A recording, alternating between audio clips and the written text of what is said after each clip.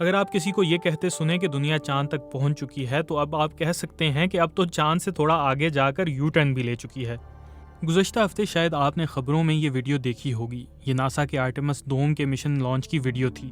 اس mission کے دوران منگل کو چاند کے عقبی حصے کے طرف سے گزرنے کے عمل کے دوران خلائی جہاز اورائن پر سوار چاروں خلاباز اس وقت زمین سے سب سے زیادہ فاصلے پر سفر کرنے کا ریکارڈ بنانے میں کامیاب ہوئے جب وہ کرۂ ارض سے 4,06,771 کلومیٹر کے فاصلے پر پہنچے۔ اس سے قبل زمین سے سب سے دور سفر کا ریکارڈ اپولو 13 کے عملے کے پاس تھا جو 1970 میں 4,01,71 کلومیٹر دور پہنچے تھے۔ اس تاریخی سفر کے دوران ایک قابل ذکر واقعہ یہ تھا کہ سفر کے دوران ایک وقت ایسا بھی آیا جب خلابازوں کا زمین سے رابطہ منقطع ہو گیا۔ دوران سفر امریکی ریاست ٹیکساس کے شہر ہیوسٹن میں موجود مشن کنٹرول سے خلابازوں کا رابطہ مسلسل برقرار رہا، لیکن یہ ربط اس وقت تقریباً 40 منٹ کے لیے ٹوٹ گیا جب خلاباز چاند کے عقب سے گزرے اور خلائی جہاز اور زمین کے درمیان رابطے کی وجہ بننے والے ریڈیو اور لیزر سگنلز چاند کے درمیان میں آنے کی وجہ سے بند ہو گئے۔ 40 منٹ کی خاموشی کے بعد جب یہ رابطہ دوبارہ قائم ہوا تو اورائن پر موجود مشن اسپیشلسٹ کرسٹینا کوچ نے کہا، زمین کی طرف سے دوبارہ آواز سن کر بہت خوشی ہوئی۔ امریکی خلائی ادارے ناسا کے آرٹیمس دوم مشن کے خلاباز چاند کی جانب اپنے تاریخی سفر کی تکمیل اور ایک مکمل سورج گرہن دیکھنے کے بعد اب واپس زمین کی طرف رواں دواں ہیں۔ خلابازوں کی زمین پر واپسی کے سفر میں 4 دن لگیں گے اور وہ امریکہ کے ایسٹرن اسٹینڈرڈ ٹائم کے مطابق جمعے کی شب